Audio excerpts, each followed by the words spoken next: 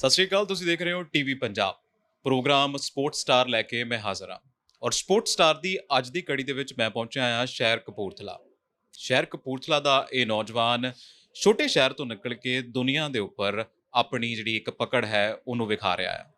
ਜੇ ਮੈਂ ਕਹਾਂ ਕਿ ਵਰਲਡ ਫਿਟਨੈਸ ਫੈਡਰੇਸ਼ਨ ਦਾ ਜ਼ਰੂਰੀ ਮੈਂਬਰ ਬਣਨਾ ਸੌਖਾ ਨਹੀਂ ਹੁੰਦਾ। ਬਾਡੀ ਬਿਲਡਿੰਗ ਦੇ ਵਿੱਚ ਆਉਣਾ ਉਦੋਂ ਸੌਖਾ ਨਹੀਂ ਹੁੰਦਾ ਜਦੋਂ ਤੁਸੀਂ ਵੈਜੀਟੇਰੀਅਨ ਹੁੰਦੇ ਆ। ਮੈਂ ਗੱਲ ਕਰ ਰਿਹਾ ਹਰਮਿੰਦਰ ਦੁੱਲੋਵਾਲ ਹੁਣਾਂ ਦੀ। ਅੱਜ ਪਹੁੰਚੇ ਹਾਂ ਅਸੀਂ ਉਹਨਾਂ ਦੇ ਘਰ, ਉਹਨਾਂ ਦੇ ਉਸ ਜਿਮ ਦੇ ਵਿੱਚ ਜਿਹੜਾ ਉਹਨਾਂ ਨੇ ਮਿਹਨਤ ਦੇ ਨਾਲ, ਮੁਸ਼ੱਕਤ ਦੇ ਨਾਲ ਤਿਆਰ ਕੀਤਾ ਆ। ਤੁਹਾਡਾ ਸਵਾਗਤ ਹੈ ਸਾਡੇ ਇਸ ਪ੍ਰੋਗਰਾਮ ਅੰਦਰ। ਸਤਿ ਸ਼੍ਰੀ ਅਕਾਲ, ਸਤਿ ਸ਼੍ਰੀ ਅਕਾਲ। ਤੁਹਾਡਾ ਸਭ ਤੋਂ ਪਹਿਲਾਂ ਤੁਹਾਡਾ ਸਵਾਗਤ ਟੀਵੀ ਪੰਜਾਬ ਦੀ ਟੀਮ ਦਾ, ਜੋ ਤੁਸੀਂ ਆਏ ਤੇ ਤੁਸੀਂ ਜੋ ਮੈਂ ਤੁਹਾਡੇ ਚੈਨਲ ਦੀਆਂ ਪਹਿਲਾਂ ਐਕਟੀਵਿਟੀਜ਼ ਦੇਖਦਾ ਹਾਂ ਉੱਤੇ ਤੁਸੀਂ ਨਿੱਤ ਕੋਈ ਨਾ ਕੋਈ ਨਵੀਂ ਜਿਹੜੀ ਸਪੋਰਟਸ ਨਾਲ ਰਿਲੇਟਿਡ ਕੋਈ ਵੀ ਸ਼ਖਸੀਅਤ ਹੁੰਦੀ ਉਹਨੂੰ ਤੁਸੀਂ ਦਰਸ਼ਕਾਂ ਦੇ ਰੂਬਰੂ ਕਰਵਾਉਂਦੇ ਰਹਿੰਦੇ ਹੋ। ਸਾਨੂੰ ਵੀ ਤੁਹਾਡੇ ਚੈਨਲ ਤੋਂ, ਮੈਨੂੰ ਖੁਦ ਨੂੰ ਵੀ ਕਾਫੀ ਸਿੱਖਣ ਨੂੰ ਮਿਲਦਾ ਹੈ। ਜਦੋਂ ਆਪਾਂ ਗੱਲ ਕਰਦੇ ਹਾਂ ਸਫ਼ਰ ਸੌਖਾ ਨਹੀਂ ਰਹਿੰਦਾ, ਖਾਸ ਕਰਕੇ ਉਦੋਂ ਜਦੋਂ ਅਸੀਂ ਛੋਟੇ ਛੋਟੇ ਸ਼ਹਿਰਾਂ ਦੀ ਗੱਲ ਕਰਦੇ ਹਾਂ, ਕਿਉਂਕਿ ਇੰਨੇ ਸਾਧਨ ਨਹੀਂ ਹੁੰਦੇ। ਔਰ ਜਦੋਂ 2018 ਦੇ ਵਿੱਚ ਤੁਸੀਂ ਮਿਸਟਰ ਏਸ਼ੀਆ ਜਿੱਤਦੇ ਹੋ, 골ਡ ਮੈਡਲਿਸਟ ਹੁੰਦੇ ਹੋ ਬਾਡੀ ਬਿਲਡਿੰਗ ਦੇ ਵਿੱਚ, ਇਹ ਸਫ਼ਰ ਕਿੱਦਾਂ ਦਾ ਸੀਗਾ? ਮੈਂ ਆਪਣਾ ਜਿਹੜਾ ਬੋਡੀ ਬਿਲਡਿੰਗ ਸਫ਼ਰ ਆ ਉਹ 2003 ਤੋਂ ਸਟਾਰਟ ਕੀਤਾ। 2003 ਤੋਂ ਮੈਂ ਤਕਰੀਬਨ 38 ਕਿਲੋ ਦਾ ਸੀਗਾ ਜਦੋਂ ਮੈਂ ਬੋਡੀ ਬਿਲਡਿੰਗ ਸਟਾਰਟ ਕੀਤੀ ਆ। ਤਾਂ 38 ਕਿਲੋ ਦੇ ਹੋਣ ਦੇ ਬਾਵਜੂਦ ਮੈਂ ਜਿਮ ਜਾਣਾ ਸਟਾਰਟ ਕੀਤਾ, ਕਿਉਂਕਿ ਉਹ ਟੀਨ ਏਜ ਸੀਗੀ। ਤਾਂ ਮੇਰੀ ਉਦੋਂ ਉਮਰ ਵੀ ਕੋਈ 16-17 ਸਾਲ ਦੀ ਸੀ। ਉਸ ਦੌਰਾਨ ਮੈਨੂੰ ਡਾਈਟ ਨੂੰ ਲੈ ਕੇ, ਐਕਸਰਸਾਈਜ਼ ਨੂੰ ਲੈ ਕੇ ਕਾਫੀ ਦਿੱਕਤਾਂ ਆਈਆਂ। ਕੋਚਿਸ ਕੋਲ ਮੈਂ ਜਾਣਾ, ਉਹਨਾਂ ਨੇ ਮੈਨੂੰ ਇੱਕ ਮਜ਼ਾਕ ਦਾ ਪਾਤਰ ਬਣਾਉਣਾ ਕਿ ਤੇਰੀ ਬੋਡੀ ਦੇ ਵਿੱਚ ਕੋਈ ਇੱਦਾਂ ਦੀ ਸਾਨੂੰ ਐਕਟੀਵਿਟੀ ਨਹੀਂ ਲੱਗਦੀ ਕਿ ਤੂੰ ਅੱਗੇ ਜਾ ਕੇ ਫਿਊਚਰ ਵਿੱਚ ਬੋਡੀ ਬਿਲਡਰ ਬਣ ਸਕਦਾ। ਥੋੜ੍ਹਾ ਆਪਣਾ ਘਰੇਲੂ ਖਾਣੇ 'ਤੇ ਧਿਆਨ ਦਿਓ, ਥੋੜ੍ਹਾ ਬੋਡੀ ਨੂੰ ਫਿੱਟ ਕਰਕੇ ਆਓ, ਦੈਨ ਜਿਮ ਸਟਾਰਟ ਕਰੋ। ਤਾਂ ਉਹਦੇ ਨਾਲ ਨਾਲ ਮੈਨੂੰ ਮੇਰੇ ਯਾਰਾਂ ਦੋਸਤਾਂ ਨੇ ਵੀ ਮਜ਼ਾਕ ਬਣਾਉਣਾ ਕਿ ਤੂੰ ਬੋਡੀ ਬਿਲਡਿੰਗ ਦੀ ਗੱਲ ਕਰਦਾ, ਤੇਰੇ ਤਾਂ ਆਪਣੇ ਸਰੀਰ ਦੇ ਵਿੱਚ ਨਹੀਂ ਜਾਨ ਹੈਗੀ, ਤੂੰ ਬੋਡੀ ਬਿਲਡਿੰਗ ਕਿੱਦਾਂ ਕਰੇਂਗਾ, ਜਿਮ ਦੇ ਵਿੱਚ ਇੰਨਾ ਹੈਵੀ ਵੇਟ ਹੁੰਦਾ ਉਹ ਕਿੱਦਾਂ ਲਿਫਟ ਕਰੇਂਗਾ, ਉੱਪਰੋਂ ਡਾਈਟ ਮੈਨੂੰ ਪਤਾ ਨਹੀਂ, ਅਤੇ ਜਿਹੜੀ ਡਾਈਟ ਪਤਾ ਉਹ ਮੈਨੂੰ ਡਾਈਜੈਸਟ ਨਹੀਂ ਹੁੰਦੀ। ਤਾਂ ਇਹ ਚੀਜ਼ਾਂ ਨੇ ਮੈਨੂੰ ਕਾਫੀ ਮਿਹਨਤ ਵੱਲ ਹੋਰ ਪ੍ਰੇਰਿਆ। ਪਰ ਮੈਂ ਇਹ ਸਮਝਦਾ ਕਿ ਜੇ ਉਦੋਂ ਅਜਿਹਾ ਸਮਾਂ ਨਾ ਹੁੰਦਾ ਕਿ ਮੈਨੂੰ ਜਿਹੜੇ ਅੱਜ ਮੇਰੇ ਫੋਲੋਅਰ ਆ, ਜਿਹੜੇ ਮੇਰੇ ਪ੍ਰਸ਼ੰਸਕ ਆ, ਮੈਂ ਉਹਨਾਂ ਨੂੰ ਨਹੀਂ ਓਨੀ ਜਿੰਨੀ ਕਿ ਮੈਨੂੰ ਜਿਨ੍ਹਾਂ ਨੇ ਨਹੀਂ ਸਪੋਰਟ ਕੀਤੀ ਉਹਨਾਂ ਦਾ ਮੈਂ ਧੰਨਵਾਦੀ ਹਾਂ। ਉਹਨਾਂ ਦੀ ਬਦੌਲਤ ਹੀ ਮੈਂ ਇੱਥੇ ਹੈਗਾ ਆ। ਅੱਛਾ, ਮੇਰਾ ਅਗਲਾ ਸਵਾਲ ਇਹੀ ਹੈ ਕਿ ਦੁੱਲੋਵਾਲ ਦਾ ਹੁਣ ਭਾਰ ਕਿੰਨਾ ਆ, ਜਾਂ ਫਿਰ ਉਦੋਂ ਭਾਰ ਕਿੰਨਾ ਸੀ ਜਦੋਂ ਏਸ਼ੀਅਨ ਚੈਂਪੀਅਨਸ਼ਿਪ ਜਿਹੜੀ ਹੈ ਉਹ 골ਡ ਮੈਡਲਿਸਟ ਨਾਲ ਜਿੱਤੀ ਸੀ? ਮੇਰਾ ਅੱਜ ਦੀ ਡੇਟ ਜਿਹੜਾ ਬੋਡੀ ਵੇਟ ਹੈਗਾ ਆ ਉਹ 104 ਕਿਲੋ ਹੈਗਾ ਹੈ ਅੱਜ ਦਾ। ਐਂਡ ਜਦੋਂ ਮੈਂ ਚੈਂਪੀਅਨਸ਼ਿਪ ਸੀਗਾ ਉਦੋਂ ਵੀ ਮੇਰਾ ਤਕਰੀਬਨ 102 ਤੋਂ 103 ਕਿਲੋ ਸੀਗਾ। ਹੁਣ ਮੈਂ ਥੋੜ੍ਹਾ ਸਮਾਂ ਐਕਸਰਸਾਈਜ਼ ਨੂੰ ਰੂਟੀਨ ਵਾਈਜ਼, ਪ੍ਰੋਫੈਸ਼ਨ ਵਾਈਜ਼ ਥੋੜ੍ਹਾ ਜਿਹਾ ਘੱਟ ਕਰਤਾ, ਬੰਦ ਨਹੀਂ ਕੀਤਾ। ਹੁਣ ਐਕਸਰਸਾਈਜ਼ ਚੱਲਦੀ ਆ, ਬਟ ਉਹ ਪ੍ਰੋਫੈਸ਼ਨਲ ਲੈਵਲ ਦੀ ਨਹੀਂ, ਸਿਰਫ ਬੋਡੀ ਨੂੰ ਫਿੱਟ ਰੱਖਣ ਲਈ ਐਕਸਰਸਾਈਜ਼ ਚੱਲਦੀ ਆ। ਅੱਛਾ, ਜਦੋਂ ਆਪਾਂ ਗੱਲ ਕਰਦੇ ਹਾਂ ਕਿ ਵਸੀਲੇ ਨਹੀਂ ਹੈਗੇ ਛੋਟੇ ਸ਼ਹਿਰਾਂ ਦੇ ਵਿੱਚ, ਤੇ ਜਦੋਂ ਤੁਹਾਡਾ ਸਫ਼ਰ ਸ਼ੁਰੂ ਹੁੰਦਾ ਆ ਤੇ ਫਿਰ ਉਹਦੀ ਸ਼ੁਰੂਆਤ, ਜਿੱਦਾਂ ਤੁਸੀਂ ਕਹਿੰਦੇ ਹੋ ਕਿ ਮੈਂ ਗਿਆ ਤੇ ਮੈਂ ਸਿਰਫ ਥੋੜਾ ਭਾਰ ਸੀਗਾ ਮੇਰਾ, ਤੇ ਟਿਚਰਾਂ ਕਰਦੇ ਸੀ ਲੋਕੀ, ਤੇ ਉਹ ਸ਼ੁਰੂਆਤ ਕਿੱਦਾਂ ਹੋਈ? ਪਹਿਲੇ 2 ਸਾਲ ਕਿੱਦਾਂ ਦੇ ਸੀਗੇ, ਤੇ ਫਿਰ ਕਿਵੇਂ ਹੌਲੀ ਹੌਲੀ ਤੁਸੀਂ ਇਹ ਸਭ ਕੁਝ ਨੂੰ ਗੇਨ ਕੀਤਾ ਤੇ ਅੱਗੇ ਵਧੇ? ਪਹਿਲੇ ਸਾਲ ਮੈਨੂੰ ਘਰ ਦੇ ਵਿੱਚੋਂ ਵੀ ਕੋਈ ਸਪੋਰਟ ਨਹੀਂ ਸੀ, ਕਿਉਂਕਿ ਘਰ ਦੇ ਵਿੱਚੋਂ ਵੀ ਸਪੋਰਟ ਉਦੋਂ ਹੀ ਹੁੰਦੀ ਜਦੋਂ ਅਸੀਂ ਆਪਣੀ ਫੈਮਿਲੀ ਨੂੰ ਦੱਸ ਪਾਉਂਦੇ ਹਾਂ ਕਿ ਮੈਂ ਆਹ ਕਰਨਾ ਚਾਹੁੰਦਾ। ਕਿਉਂਕਿ ਇਹ ਜਿਹੜਾ ਬੋਡੀ ਬਿਲਡਿੰਗ ਸਪੋਰਟਸ ਆ ਇਹ ਇੰਟਰਨੈਸ਼ਨਲ ਸਪੋਰਟਸ ਆ, ਪਰ ਹੈ ਬਹੁਤ ਵਧੀਆ ਆ, ਬਹੁਤ ਇਹਦੇ ਵਿੱਚ ਸਾਨੂੰ ਅੱਗੇ ਜਾ ਕੇ ਕਾਮਯਾਬੀ ਮਿਲਦੀ ਆ, ਮਿਲ ਵੀ ਰਹੀ ਆ। ਪਰ ਉਸ ਟਾਈਮ ਮੇਰੇ ਪਰਿਵਾਰ ਨੂੰ ਨਹੀਂ ਪਤਾ ਵੀ ਇਹ ਚੀਜ਼ ਕਿਸ ਤਰ੍ਹਾਂ ਦੀ, ਤਾਂ ਉਹ ਸਮਝਾਉਣ ਲਈ ਮੈਨੂੰ ਕਾਫੀ ਸਮਾਂ ਲੱਗ ਗਿਆ। ਪਰ ਡਾਈਟ ਉਦੋਂ ਵੀ ਮੈਨੂੰ ਜ਼ਰੂਰੀ ਸੀ। ਡਾਈਟ ਦੇ ਜਿਹੜੇ ਖਰਚੇ ਪੂਰੇ ਕਰਨ ਲਈ ਮੈਨੂੰ ਘਰੋਂ ਤਾਂ ਨਹੀਂ ਮਿਲਦੇ ਸੀ, ਘਰੋਂ ਸਿਰਫ ਮੈਨੂੰ ਸਕੂਲ ਕਾਲਜ ਦੀ ਪੜ੍ਹਾਈ ਦਾ ਖਰਚਾ ਮਿਲਦਾ ਸੀ, ਜੋ ਜ਼ਰੂਰੀ ਸਮਝਦੇ ਸੀ ਮਾਂ ਪਿਓ, ਕਿਉਂਕਿ ਉਹਨਾਂ ਨੂੰ ਪਤਾ ਨਹੀਂ ਸੀ। ਪਰ ਮੈਨੂੰ ਜਿਹੜੇ ਡਾਈਟ ਦੇ ਖਰਚੇ ਪੂਰੇ ਕਰਨ ਲਈ ਮੈਂ ਕੁਝ ਸਮਾਂ ਅਖਬਾਰਾਂ ਵੀ ਵੰਡੀਆਂ, ਅਤੇ ਅਖਬਾਰਾਂ ਵੰਡਣ ਤੋਂ ਬਾਅਦ ਮੈਂ ਥੋੜ੍ਹਾ ਜਿਹਾ ਆਪਣੇ ਆਪ ਨੂੰ ਹੋਰ ਮਿਹਨਤ ਵੱਲ ਲੈ ਕੇ ਗਿਆ ਕਿ ਮੈਂ ਕੋਰੀਅਰ ਵੰਡਣੇ ਸ਼ੁਰੂ ਕੀਤੇ। ਕੁਛ ਛੋਟੇ ਕੋਰੀਅਰ ਮੈਂ ਦਿਨ ਦੇ ਵਿੱਚ ਕੋਰੀਅਰ ਵੰਡਦਾ, ਤਾਂ ਕੁਝ ਸਮਾਂ ਮੈਂ ਆਪਣੀ ਪੜ੍ਹਾਈ ਵੱਲ ਵੀ ਲਾਉਂਦਾ, ਅਤੇ ਉਹ ਕੋਰੀਅਰ ਦੇ ਖਰਚੇ ਤੋਂ ਜੋ ਮੈਨੂੰ ਡਾਈਟ ਦਾ ਖਰਚਾ ਆਉਂਦਾ ਉਹ ਤੋਂ ਮੈਂ ਆਪਣੀ ਹਲਕੀ ਫੁਲਕੀ ਡਾਈਟ ਜਿੰਨੀ ਕੁ ਮੇਰੇ ਧਿਆਨ ਸੀ ਉਹ ਮੈਂ ਪੂਰੀ ਕਰਦਾ। ਅੱਛਾ, ਬਾਡੀ ਬਿਲਡਿੰਗ ਨੂੰ ਅਸੀਂ ਫੁੱਲ ਟਾਈਮ ਪ੍ਰੋਫੈਸ਼ਨ ਮੰਨ ਸਕਦੇ ਹਾਂ ਕਿ ਹੁਣ ਉਹਦੇ 'ਚ ਇੰਨੀ ਕਮਾਈ ਹੈ? ਬਿਲਕੁਲ ਹੈ। ਬੋਡੀ ਬਿਲਡਿੰਗ ਤੁਸੀਂ ਕਰਕੇ ਆਪਣੇ ਆਪ ਨੂੰ ਇੱਕ ਸਮਾਜ ਦਾ ਇੱਕ ਅਨਿੱਖੜਵਾਂ ਇੱਕ ਅੰਗ, ਇੱਕ ਵੱਖਰੀ ਪਹਿਚਾਣ ਬਣਾ ਸਕਦੇ। ਉਸ ਤੋਂ ਵੀ ਉੱਪਰ ਇਹਦੇ ਵਿੱਚ ਜਿਹੜੀ ਇੱਕ ਮਿਹਨਤ ਲੱਗਦੀ, ਡੈਡੀਕੇਸ਼ਨ, ਰੂਟੀਨ, ਡਾਈਟ ਦਾ, ਐਕਸਰਸਾਈਜ਼ ਦਾ, ਉਹ ਤੁਹਾਨੂੰ ਇੱਕ ਬੋਡੀ ਬਿਲਡਰ ਨਹੀਂ, ਤੁਹਾਨੂੰ ਇੱਕ ਅਲੱਗ ਇਨਸਾਨ ਹੀ ਬਣਾ ਦਿੰਦਾ। ਕਿਉਂਕਿ ਸਾਨੂੰ ਹਰ ਵਕਤ 24 ਘੰਟਿਆਂ 'ਚ ਆਪਣੀ ਡਾਈਟ, ਆਪਣੀ ਐਕਸਰਸਾਈਜ਼, ਆਪਣਾ ਰੂਟੀਨ, ਹਰ ਵਕਤ ਉਹਨੂੰ ਬੈਲੈਂਸ ਕਰਨਾ ਪੈਂਦਾ। ਅਤੇ ਮੈਂ ਇਹ ਮੰਨਦਾ ਕਿ ਜੇ ਮੈਂ ਬੋਡੀ ਬਿਲਡਰ ਨਾ ਹੁੰਦਾ ਤਾਂ ਮੈਂ ਇੱਕ ਆਮ ਇਨਸਾਨ ਹੋਣਾ ਸੀਗਾ, ਕਿਉਂਕਿ ਬੋਡੀ ਬਿਲਡਿੰਗ ਨੇ ਸਿਖਾਇਆ ਕਿ ਮੈਨੂੰ ਸਮਾਜ 'ਚ ਕਿੱਦਾਂ ਵਿਚਰਨਾ, ਕਿਸੇ ਨਾਲ ਕਿਸ ਤਰ੍ਹਾਂ ਗੱਲ ਕਰਨੀ ਆ, ਕਿਸੇ ਨਾਲ ਕਿਸ ਤਰ੍ਹਾਂ ਦਾ ਵਿਹਾਰ ਕਰਨਾ ਆ, ਉਹ ਸਾਰਾ ਬੋਡੀ ਬਿਲਡਿੰਗ। ਅਤੇ ਜੇ ਤੁਸੀਂ ਗੱਲ ਕਰਦੇ ਇਨਕਮ ਦੀ, ਇਨਕਮ ਇਹਦੇ ਵਿੱਚ ਸਾਡੀ ਸੋਚ ਤੋਂ ਵੀ ਉੱਪਰ ਆ। ਬਟ ਤੁਹਾਨੂੰ ਹਰ ਟਾਈਮ ਐਕਟਿਵ ਹਾਰਡ ਵਰਕਰ ਹੀ ਰਹਿਣਾ ਪੈਣਾ। ਉਹ ਸਿਰਫ ਚੇਂਜ ਹੋ ਸਕਦਾ ਜਦੋਂ ਅਸੀਂ ਐਕਸਰਸਾਈਜ਼ ਕਰਦੇ ਸੀ, ਉਦੋਂ ਅਸੀਂ ਜਿਮ ਦੇ ਵਿੱਚ ਜ਼ਿਆਦਾ ਹਾਰਡ ਵਰਕ ਕਰਦੇ ਸੀ। ਐਕਸਰਸਾਈਜ਼ ਹੁਣ ਵੀ ਕਰਦੇ, ਹੁਣ ਜਿਮ ਦੇ ਨਾਲ ਨਾਲ ਅਸੀਂ ਜਿਹੜੇ ਨੌਜਵਾਨ ਆ, ਜਿਹੜੇ ਛੋਟੀ ਉਮਰ ਦੇ ਲੜਕੇ, ਉਹਨਾਂ ਨੂੰ ਪ੍ਰੇਰਿਤ ਕਰਦੇ, ਉਹ ਵੀ ਇੱਕ ਤਰ੍ਹਾਂ ਦਾ ਹਾਰਡ ਵਰਕ ਹੀ ਆ। ਤਾਂ ਉਹਦੇ ਨਾਲ ਅਸੀਂ ਕਾਫੀ ਹੱਦ ਤੱਕ ਅੱਛੀ ਇਨਕਮ ਕਰ ਸਕਦੇ ਹਾਂ। ਮੈਂ ਇਹ ਸਵਾਲ ਇਸ ਲਈ ਪੁੱਛਿਆ ਸੀ ਕਿਉਂਕਿ ਇਹਨੂੰ ਹਜੇ ਵੀ ਪ੍ਰੋਫੈਸ਼ਨ ਨਹੀਂ ਮੰਨਦੇ। ਆਪਾਂ ਕਹਿੰਦੇ ਆ ਕਿ ਜੀ ਕਬੱਡੀ ਜਿਹੜੀ ਆ ਉਹਦੇ ਵਿੱਚ ਤਾਂ ਹੁਣ ਕਮਾਈ ਹੋਣੀ ਸ਼ੁਰੂ ਹੋ ਗਈ ਆ, ਬਾਡੀ ਬਿਲਡਿੰਗ ਦੇ ਵਿੱਚ ਨਹੀਂ ਹੁੰਦੀ ਹੈਗੀ। ਕਿਉਂਕਿ ਮੈਂ ਅਕਸਰ ਗੱਲਾਂ ਸੁਣਦਾ ਆ, ਕਿਉਂਕਿ ਸਾਡੇ ਪਿੰਡਾਂ ਦੇ ਵਿੱਚ ਜਾਂ ਘਰਾਂ ਦੇ ਵਿੱਚ ਬਾਡੀ ਬਿਲਡਿੰਗ ਨੂੰ ਅਸੀਂ ਪ੍ਰੋਫੈਸ਼ਨ ਨਹੀਂ ਮੰਨਦੇ। ਉਹ ਪਿੱਛੇ ਜਿਹੇ ਇੱਕ ਵੀਡੀਓ ਲੀਕ ਹੁੰਦੀ ਆ, ਮੁੰਡਾ ਜਿਹੜਾ ਆ ਤੇ ਉਹਦੀ ਪਤਨੀ ਦੋਨਾਂ ਨੇ ਬੜਾ ਹਾਰਡ ਵਰਕ ਕੀਤਾ ਆ ਔਰ ਜਿੱਤਦੇ ਆ, ਤੇ ਪਰ ਉਹਨਾਂ ਨੇ ਇੱਕ ਸਟੇਟਮੈਂਟ ਦਿੱਤੀ ਜਿਹੜੀ ਬੜੀ ਵਾਇਰਲ ਹੁੰਦੀ YouTube ਤੇ ਵੀਡੀਓ, ਕਿ ਬਹੁਤ ਕਰਨ ਤੋਂ ਬਾਅਦ ਵੀ ਤੁਹਾਨੂੰ ਮਤਲਬ ਉਹ ਸਭ ਕੁਝ ਨਹੀਂ ਮਿਲਦਾ। ਜਿਵੇਂ ਤੁਸੀਂ ਕਹਿੰਦੇ ਹੋ ਕਿ ਇੱਕ ਬਹੁਤ ਚੰਗਾ ਪ੍ਰੋਫੈਸ਼ਨ ਹੈ, ਜਿਹੜੇ ਯੰਗਸਟਰ ਆ, ਬਡਿੰਗ ਆ, ਉਹ ਆ ਸਕਦੇ ਆ। ਇਹ ਸਵਾਲ ਮੈਂ ਇਸ ਲਈ ਪੁੱਛਿਆ ਸੀਗਾ। ਇਹਦੇ ਵਿੱਚ ਇਹ ਹੁੰਦਾ ਕਿ ਅਸੀਂ ਦੇਖੋ, ਜਿਹੜੇ ਅੱਜ ਕੱਲ੍ਹ ਬੋਡੀ ਬਿਲਡਰ ਆ ਜਾਂ ਕੋਈ ਵੀ ਫਿਟਨੈਸ ਲਾਈਨ ਆ, ਇਸ ਲਾਈਨ 'ਚ ਰਿਲੇਟਿਡ ਆ, ਕਿਉਂਕਿ ਇਹਦੇ ਵਿੱਚ ਬੋਡੀ ਬਿਲਡਿੰਗ ਆ, ਮੈਨ ਫਿਜ਼ੀਕ ਆ, ਕਲਾਸਿਕ ਬੋਡੀ ਬਿਲਡਿੰਗ, 3 ਤੋਂ 4 ਤਰ੍ਹਾਂ ਦੇ ਇਵੈਂਟ ਆ। ਉਹਦੇ ਵਿੱਚ ਅਸੀਂ ਜੋ ਮੈਂ ਖੁਦ ਕੀਤਾ ਕਿ ਅਸੀਂ ਪਹਿਲਾਂ ਮੈਡਲ ਅਚੀਵ ਕਰਦੇ, ਨੈਸ਼ਨਲ ਇੰਟਰਨੈਸ਼ਨਲ ਲੈਵਲ। ਉਸ ਮੈਡਲ ਨੂੰ ਅਚੀਵ ਕਰਨ ਤੋਂ ਬਾਅਦ ਅਸੀਂ ਜਿਹੜੇ ਸਾਡੇ ਨਾਲ ਅੱਛੇ ਲੋਕ ਜੁੜੇ ਹੋਏ ਆ, ਉਹਨਾਂ ਨੂੰ ਜੋ ਉਹ ਪੁੱਛਦੇ ਆ ਉਹ ਸਾਨੂੰ ਦੱਸਣਾ ਪੈਂਦਾ ਕਿ ਬੋਡੀ ਬਿਲਡਿੰਗ ਇੱਕ ਦਿਨ ਦਾ ਫੀਲਡ ਨਹੀਂ ਹੈਗਾ। ਤੁਸੀਂ ਅੱਜ ਬੋਡੀ ਬਣਾ ਲਈ ਤਾਂ ਤੁਹਾਡੀ ਬੋਡੀ ਬਣੀ ਹੈ, ਤਾਂ ਤੁਸੀਂ ਕਿਸੇ ਨੂੰ ਇਹ ਕਹੋ ਕਿ ਮੇਰੇ ਕੋਲ ਮੈਡਲ ਆ, ਮੈਨੂੰ ਆ ਕੇ ਕੋਈ ਮੇਰੀ ਇਨਕਮ ਦੇ ਜਾਂ ਸੋਰਸ ਦਿਓ ਜਾਂ ਕੁਛ ਨਹੀਂ। ਤੁਹਾਨੂੰ ਫਿਰ ਉਨਾ ਹੀ ਹਾਰਡ ਵਰਕ ਕਰਨਾ ਪੈਣਾ। ਬਟ ਹਾਰਡ ਵਰਕ ਦਾ ਜਿਹੜਾ ਨਜ਼ਰੀਆ ਆ, ਉਹਦਾ ਟਰੈਕ ਆ, ਉਹ ਚੇਂਜ ਹੋਣਾ। ਹਾਰਡ ਵਰਕ ਫੇਰ ਰਹਿਣਾ। ਪਹਿਲਾਂ ਮੈਂ ਜਿਮ 'ਚ ਹਾਰਡ ਵਰਕ ਕਰਦਾ ਸੀ, ਹੁਣ ਮੈਨੂੰ ਆਮ ਜਿਹੜੇ ਟੀਨਏਜਰ ਆ ਜਾਂ ਯੰਗਸਟਰ ਆ, ਉਸ ਤੋਂ ਉੱਪਰ ਏਜ ਦੇ ਬੰਦੇ ਆ, ਉਹਨਾਂ ਨੂੰ ਡਾਈਟ ਬਾਰੇ, ਐਕਸਰਸਾਈਜ਼ ਬਾਰੇ ਮੈਨੂੰ ਜਾਣੂ ਕਰਵਾਉਂਦੇ ਰਹਿਣਾ ਪੈਣਾ। ਅਤੇ ਇਨਕਮ ਆਪਣੇ ਆਪ ਹੁੰਦੀ ਆ। ਅਤੇ ਇੰਪੋਰਟੈਂਟ ਚੀਜ਼ ਇਹਦੇ 'ਚ ਕੀ ਆ ਕਿ ਇਨਕਮ ਨਾਲੋਂ ਸਾਨੂੰ ਇਹਦੇ ਵਿੱਚ ਪਹਿਲਾਂ ਫੋਕਸ ਕਰਨਾ ਪੈਂਦਾ ਕਿ ਅਸੀਂ ਸਮਾਜ ਵਿੱਚ ਜਿਹੜੇ ਬੱਚੇ ਉਹਨਾਂ ਨੂੰ ਕੁਆਲਿਟੀ ਦਈਏ, ਵੀ ਤੁਹਾਨੂੰ ਕਿਹੜੀ ਚੀਜ਼ ਜਾਇਜ਼ ਆ, ਕਿਹੜੀ ਚੀਜ਼ ਨਹੀਂ ਜਾਇਜ਼। ਅੱਜ ਕੱਲ੍ਹ ਇਹ ਵੀ ਬੜਾ ਹੋ ਰਿਹਾ ਸਮਾਜ 'ਚ ਵੀ ਬਿਨਾਂ ਮਤਲਬ ਤੋਂ ਕੋਈ ਨਾ ਕੋਈ ਗਲਤ ਚੀਜ਼ ਦੱਸੀ ਜਾ ਰਹੀ। ਫਿਰ ਉਸ ਤੋਂ ਕਈ ਲੋਕਾਂ ਦਾ ਇਸ ਤੋਂ ਵਿਸ਼ਵਾਸ ਉੱਠਣਾ ਸ਼ੁਰੂ ਹੋ ਗਿਆ। ਅੱਛਾ, ਤੁਸੀਂ ਸ਼ਾਇਦ ਸਟੀਰੀਓਇਡ ਦੀ ਗੱਲ ਕਰਦੇ ਹੋ ਕਿ ਸਟੀਰੀਓਇਡ ਜਦੋਂ ਬੱਚਾ ਲੈਂਦਾ, ਛੋਟੀ ਉਮਰੇ ਲੈ ਲੈਂਦਾ, ਕਈ ਵਾਰੀ ਉਹਦਾ ਜਿਹੜਾ ਲੀਵਰ ਹੈ ਉਹ ਫਟਣ ਤੱਕ ਦੀਆਂ ਕਹਾਣੀਆਂ ਸੁਣਦੇ ਆ, ਨਿਊਜ਼ਜ਼ ਆਉਂਦੀਆਂ ਨੇ। ਉਸ ਤੋਂ ਬਾਅਦ ਇਹ ਵੀ ਕਹਿੰਦੇ ਕਿ ਇੰਪੋਰਟੈਂਟ ਹੋ ਜਾਂਦਾ ਹੈ, ਉਹ ਨਾਮਰਦੀ ਗੱਲ ਵੱਧ ਜਾਂਦਾ ਆ। ਅੱਛਾ, ਇਹ ਹੈ ਕੀ ਹੈ ਸਟੀਰੀਓਇਡ, ਕੀ ਹੈ ਔਰ ਕਿਵੇਂ ਦਾ ਇਹ ਜਿਹੜਾ ਫੋਬੀਆ ਇਹਨੂੰ ਲੈ ਕੇ ਅਕਸਰ ਹੁੰਦਾ ਕਿ ਜਿਹੜੇ ਬਾਡੀ ਬਿਲਡਿੰਗ ਕਰਦੇ ਆ ਉਹ ਐਡੇ ਲੀਨ ਮਸਲ ਨਹੀਂ ਲੈ ਸਕਦੇ, ਉਹ ਕਰਦੇ ਆ ਸਟੀਰੀਓਇਡ। ਤੁਸੀਂ ਇਹਦੇ ਲਈ ਕੀ ਕਹਿੰਦੇ ਹੋ? ਦੇਖੋ, ਬਾਡੀ ਬਣਾਉਣ ਲਈ ਸਭ ਤੋਂ ਪਹਿਲਾਂ ਜ਼ਰੂਰੀ ਆ ਤੁਹਾਨੂੰ ਘਰ ਦਾ ਫੂਡ। ਚਾਹੇ ਤੁਸੀਂ ਬਾਡੀ ਬਿਲਡਿੰਗ ਕਰਨੀ, ਚਾਹੇ ਤੁਸੀਂ ਵੈਸੇ ਬਾਡੀ ਫਿੱਟ ਰੱਖਣੀ, ਤੁਹਾਡਾ ਬੇਸ ਤੁਹਾਡਾ ਘਰ ਦਾ ਆਹਾਰ ਭੋਜਨ ਆ, ਜੋ ਅਸੀਂ ਰੂਟੀਨ 'ਚ ਖਾਂਦੇ। ਅਤੇ ਦੂਸਰੇ ਨੰਬਰ 'ਤੇ ਆਉਂਦੀ ਐਕਸਰਸਾਈਜ਼, ਉਸ ਆਹਾਰ, ਉਸ ਭੋਜਨ ਨੂੰ, ਉਸ ਫੂਡ ਨੂੰ ਪਚਾਉਣ ਲਈ। ਤੀਸਰੇ ਨੰਬਰ 'ਤੇ ਆਉਂਦੇ ਜਦੋਂ ਤੁਹਾਨੂੰ ਰਿਜ਼ਲਟ ਨਹੀਂ ਮਿਲ ਰਿਹਾ, ਫਿਰ ਕਿਸੇ ਸਟੇਜ 'ਤੇ ਆ ਕੇ ਤੁਹਾਨੂੰ ਸਪਲੀਮੈਂਟ। ਇਹ 3 ਚੀਜ਼ਾਂ ਤੱਕ ਅਸੀਂ ਸੀਮਿਤ ਰਹਿੰਦੇ। ਬਟ ਜਦੋਂ ਤੁਸੀਂ ਸਟੀਰੋਇਡਸ ਦੀ ਗੱਲ ਕੀਤੀ, ਸਟੀਰੋਇਡ ਈਜ਼ੀ ਭਾਸ਼ਾ 'ਚ ਕੀ ਆ? ਤਾਕਤ ਵਧਾਉਣ ਵਾਲੀ ਦਵਾਈ। ਬਟ ਉਹਨੂੰ ਅਸੀਂ ਰੈਕਮੈਂਡ ਨਹੀਂ ਕਰਦੇ। ਪਰ ਫਿਰ ਵੀ ਜੇ ਕਿਸੇ ਨੇ ਪ੍ਰੋਫੈਸ਼ਨ 'ਚ ਆਉਣਾ ਆ, ਉਹ ਇੱਕ ਡਾਕਟਰ ਦੀ ਪ੍ਰੋਪਰ ਟੀਮ ਹੁੰਦੀ ਆ, ਤੁਹਾਡੇ ਪਹਿਲਾਂ ਬਲੱਡ ਟੈਸਟ ਕੀਤੇ ਜਾਂਦੇ ਆ, ਉਸ ਤੋਂ ਬਾਅਦ ਉਹ ਡਾਕਟਰ ਹੀ ਤੁਹਾਨੂੰ ਰੈਕਮੈਂਡ ਕਰੂਗਾ ਕੀ ਇਹ ਲੈਣੇ ਸਹੀ, ਤੁਹਾਡੇ ਬਲੱਡ ਟੈਸਟ ਦੇ ਕੇ ਕੀ ਨਹੀਂ ਸਹੀ ਹੈਗਾ। ਅਤੇ ਜੇ ਅਸੀਂ ਆਮ ਗੱਲ ਕਰੀਏ, ਇੱਦਾਂ ਨਹੀਂ ਹੁੰਦਾ। ਆਮ ਕੀ ਹੁੰਦਾ ਆ, ਕੋਈ ਵੀ ਸ਼ੌਪਕੀਪਰ ਆ ਜਿਹੜਾ ਸਪਲੀਮੈਂਟ ਸੇਲ ਕਰਦਾ, ਜਾਂ ਕਿਸੇ ਵੀ ਜਿਮ 'ਚ ਚਲੇ ਜਾਵੇ ਨਵਾਂ ਬੱਚਾ, ਉਹਨੂੰ ਸਿਰਫ ਇਹ ਕਿਹਾ ਜਾਂਦਾ ਤੂੰ ਆਹ ਸਟੀਰੋਇਡ, ਆਹ ਇੰਜੈਕਸ਼ਨ ਲੈ, ਤੇਰੀ ਬੋਡੀ ਬਣ ਜੂਗੀ। ਮੈਨੂੰ ਇੱਕ ਚੀਜ਼ ਤੁਸੀਂ ਵੀ ਸਮਝਦੇ ਹੋਵੋਗੇ ਕਿ ਜੇ ਇੰਜੈਕਸ਼ਨ ਜਾਂ ਟੈਬਲੇਟ ਖਾ ਕੇ ਕਿਸੇ ਦੀ ਬੋਡੀ ਬਣਦੀ, ਡਾਕਟਰ ਸਭ ਤੋਂ ਫਿੱਟ ਹੋਣ, ਕੈਮਿਸਟ ਸ਼ਾਪ ਵਾਲੇ ਡਾਕਟਰ ਸਭ ਤੋਂ ਫਿੱਟ ਹੋਣ। ਉਹ ਕਿਉਂ ਨਹੀਂ ਫਿੱਟ ਹੁੰਦੇ? ਕਿਉਂਕਿ ਬੇਸ ਡਾਈਟ ਆ, ਬੇਸ ਐਕਸਰਸਾਈਜ਼ ਆ, ਉਹ ਕਰਨ ਤੋਂ ਬਾਅਦ ਹੀ ਅਸੀਂ ਫਿੱਟ ਹੋ ਸਕਦੇ। ਸਟੀਰੋਇਡ ਜਿਹੜੇ ਆ, ਇਹ ਇੱਕ ਹੈਲਪਿੰਗ ਹੈਂਡ ਹੈ, ਹੈਲਪ ਕਰਦੇ ਆ, ਸਿੱਧਾ ਕੰਮ ਨਹੀਂ ਕਰ ਸਕਦੇ। ਇਹਨਾਂ ਦੀ ਜ਼ਰੂਰਤ ਨਹੀਂ ਪੈਂਦੀ ਆਮ ਬੰਦੇ ਨੂੰ। ਪ੍ਰੋਫੈਸ਼ਨ 'ਚ ਵੀ ਉਦੋਂ ਤੱਕ ਨਹੀਂ ਪੈਂਦੀ ਜਦੋਂ ਤੱਕ ਸਾਡੀ ਬੋਡੀ ਨੂੰ ਨੋਰਮਲ ਡਾਈਟ, ਐਕਸਰਸਾਈਜ਼, ਸਪਲੀਮੈਂਟ ਨਾਲ ਰਿਜ਼ਲਟ ਆ ਰਿਹਾ। ਪਰ ਜੇ ਪੈ ਰਹੀ ਆ ਜਾਂ ਤੁਸੀਂ ਯੂਜ਼ ਕਰਨਾ ਚਾਹੁੰਦੇ ਆ, ਪ੍ਰੋਪਰ ਇੱਕ ਜਿਹੜਾ ਡਾਕਟਰ ਆ ਉਹਦੇ ਅੰਡਰ ਰਹਿ ਕੇ। ਅੱਛਾ, ਏਸ਼ੀਅਨ ਗੋਲਡ ਮੈਡਲ ਜਿੱਤਿਆ ਜਾ ਸਕਦਾ ਹੈ ਘਰ ਦੀ ਡਾਈਟ ਦੇ ਨਾਲ? ਬਿਲਕੁਲ, ਮੇਰੇ ਕੋਲ ਇੱਦਾਂ ਦੀਆਂ ਐਗਜ਼ਾਮਪਲ ਵੀ ਹੈਗੀਆਂ। ਮੇਰੇ ਖੁਦ ਦੇ ਹੀ ਸਟੂਡੈਂਟ ਹੈਗੇ। ਮੇਰੇ ਕੋਲ 18 ਸਾਲ ਦੇ ਜਿਹੜੇ ਸਬ ਜੂਨੀਅਰ ਕੈਟਾਗਰੀ ਦੇ ਮੈਨ ਫਿਜ਼ੀਕ ਦੇ ਲੜਕੇ ਆ, ਜਿਨ੍ਹਾਂ ਦਾ ਆਪਣੀ ਕੈਟਾਗਰੀ 'ਚ ਬ੍ਰੋਂਜ਼ ਮੈਡਲ ਆਇਆ ਏਸ਼ੀਆ ਲੈਵਲ 'ਚ। ਉਹਨਾਂ ਦੀ ਘਰ ਦੀ ਡਾਈਟ, ਐਕਸਰਸਾਈਜ਼ ਅਤੇ ਸਪਲੀਮੈਂਟ ਖਾਣ ਦੇ ਦੌਰਾਨ ਹੀ ਇਹ ਸਾਰੇ ਰਿਜ਼ਲਟ ਆਏ ਆ। ਜ਼ਰੂਰੀ ਨਹੀਂ ਹੈਗਾ ਕਿ ਅਸੀਂ ਸਟੀਰੋਇਡ ਹੀ ਯੂਜ਼ ਕਰੀਏ। ਜ਼ਰੂਰੀ, ਮੈਂ ਪਹਿਲਾਂ ਵੀ ਦੱਸਿਆ, ਡਾਈਟ ਆ, ਐਕਸਰਸਾਈਜ਼ ਆ, ਫਿਰ ਸਪਲੀਮੈਂਟ।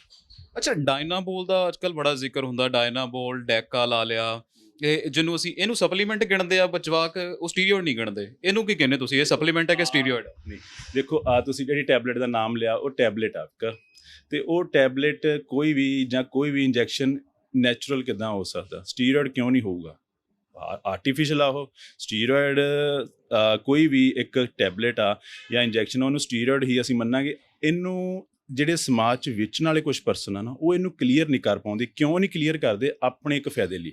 ਵੀ ਮੈਂ ਮੰਨ ਲਓ ਕਿਸੇ ਨੂੰ ਕੋਈ ਚੀਜ਼ ਦੇਣੀ, ਉਹਨੂੰ ਮੇਰਾ ਖੁਦ ਦਾ ਰੁਝਾਨ ਹੁੰਦਾ ਕਿ ਉਹਨੂੰ ਮੈਂ ਕਲੀਅਰ ਕਰਦਾ ਕਿ ਇਹ ਚੀਜ਼ ਤੁਹਾਡੇ ਲਈ ਜ਼ਰੂਰੀ ਹੈ ਜਾਂ ਨਹੀਂ ਹੈ। ਪਰ ਆਮ ਬੰਦੇ ਕੀ ਕਰਦੇ? ਉਹਨੂੰ ਸਿਰਫ ਆਪਣੇ ਕੁਛ ਪੈਸੇ ਕਮਾਉਣ ਲਈ, ਚੰਦ ਕੁਛ ਰੁਪਈਏ ਕਮਾਉਣ ਲਈ ਉਹਨੂੰ ਇਹਦਾ ਇੱਕ ਨਾਮ ਦੇ ਦਿੰਦੇ ਕਿ ਇਹ ਨੈਚੁਰਲ ਆ। ਪਰ ਤੁਸੀਂ ਵੀ ਸਮਝਦੇ ਇੱਕ ਟੈਬਲੇਟ ਜਾਂ ਇੱਕ ਇੰਜੈਕਸ਼ਨ ਕਿੱਦਾਂ ਨੈਚੁਰਲ ਹੋ ਸਕਦਾ? ਜਦੋਂ ਆਪਾਂ ਬਾਡੀ ਬਿਲਡਿੰਗ ਦੀ ਗੱਲ ਕਰਦੇ ਹਾਂ, ਆਪਾਂ ਟੋਨ ਬੋਡੀਜ਼ ਦੇਖਦੇ ਹਾਂ, ਕਟਿੰਗ ਬਾਡੀ ਦੇਖਦੇ ਹਾਂ, ਤੇ ਅਕਸਰ ਉਹਦੇ ਨਾਲ ਇੱਕ ਬੜੀ ਸ਼ਿਕਾਇਤ ਹੁੰਦੀ ਹੈ ਕਿ ਲੀਵਰ ਅਨਈਵਨ ਹੋ ਗਿਆ, ਕੇਅਰ ਸੁੱਜ ਗਿਆ ਆ, ਜਾਂ ਲੀਵਰ ਪ੍ਰੋਪਰ ਡਾਈਜੈਸਟ ਨਹੀਂ ਕਰਦਾ ਚੀਜ਼ਾਂ। ਇਹ ਪ੍ਰੋਬਲਮ ਕਿਉਂ ਹੁੰਦੀ ਹੈ? ਕਿਉਂਕਿ ਇਹ ਐਵੀਡੈਂਟ ਆ, ਇਹ ਕਹਿ ਲਓ ਕਿ ਪ੍ਰੂਫ ਹੋ ਚੁੱਕਾ ਕਿ ਬਹੁਤਾਤ ਦੇ ਵਿੱਚ ਇਹ ਪ੍ਰੋਬਲਮ ਹੁੰਦੀ ਹੈ। ਇਹ ਅਕਸਰ ਹੁੰਦਾ ਆ, ਇਹ ਕਿਉਂ ਹੁੰਦਾ ਆ, ਜਾਂ ਫਿਰ ਦਾ ਕੀ ਕਾਰਨ ਹੈ? ਦੇਖੋ, ਇਹਦਾ ਰੀਜ਼ਨ ਇਹ ਆ ਕਿ ਜਦੋਂ ਅਸੀਂ ਐਨਾਬੋਲਿਕ ਦੀ ਲਾਈਨ, ਸਟੀਰੋਇਡ ਲਾਈਨ 'ਚ ਜਾਂਦੇ ਹਾਂ, ਤਾਂ ਸਾਨੂੰ, ਮੈਂ ਤੁਹਾਨੂੰ ਪਹਿਲਾਂ ਵੀ ਦੱਸਿਆ, ਡਾਕਟਰ ਦੀ ਜ਼ਰੂਰਤ ਹੈ। ਇੱਕ ਆਮ ਜਿਹੜਾ ਇਨਸਾਨ ਆ, ਟੈਸਟ ਉਹ ਵੀ ਨਹੀਂ ਕਰਵਾਉਂਦਾ।